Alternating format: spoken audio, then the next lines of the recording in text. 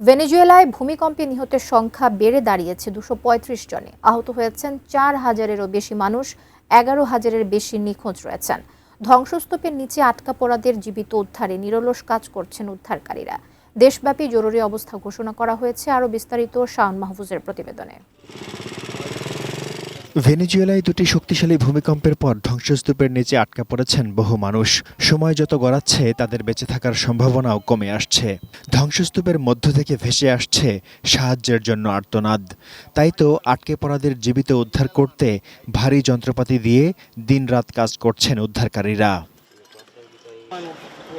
ভূমিকম্পে ক্ষতিগ্রস্ত হয়েছে 250-এর বেশি ভবন, নিখোঁজের সংখ্যা ছাড়িয়েছে 11,000।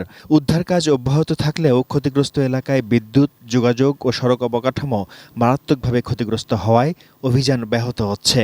সবচেয়ে বেশি প্রাণহানি ও ক্ষয়ক্ষতি হয়েছে উত্তর উপকূলীয় অঞ্চল লা গুয়াইরা ও রাজধানী কারাকাসের আশপাশের এলাকা। ঘরবাড়ি হারিয়ে খোলা আকাশের নিচে রাত কাটাচ্ছেন হাজারো মানুষ। প্রাণভয়ে ক্ষতিগ্রস্ত ভবনগুলোতে ফিরে যেতেও পারছেন না তারা। ভেনেজুয়েলার স্বাস্থ্যমন্ত্রী কার্লোস আলভারাদো জানিয়েছেন, আহতদের চিকিৎসা দিতে হিমশিম খাচ্ছে হাসপাতালগুলো। ফলে উন্মুক্ত জায়গায় চিকিৎসা দিতে হচ্ছে তাদেরকে। আমি বুঝি নির্মাণের শিল্প, সালাম স্টিল বোঝে ডিউরেবিলিটি। সালাম স্টিল, মোস্ট ডিউরেবল স্টিল।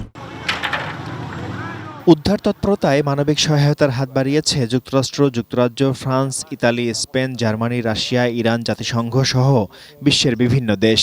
জাতিসংঘের পাশাপাশি Brazil, Canada, Mexico, El Salvador এবং যুক্তরাষ্ট্র সহ বেশ কয়েকটি দেশ অনুসন্ধান ও উদ্ধারকারী দল পাঠিয়েছে। জরুরি ত্রাণ সহায়তা হিসেবে 1 লাখ ইউরো অনুদান দিয়েছেন পোপ লিও চতুর্দশ। ভূমিকম্প মোকাবিলায় দ্রুত সহায়তা করার জন্য যুক্তরাষ্ট্র ও অন্যান্য দেশগুলোকে ভেনেজুয়েলার ওপর থেকে নিষেধাজ্ঞা তুলে নেয়ার আহ্বান জানিয়েছে centre for economic and policy research. Shaon Mahfuz, desk report, ATN news.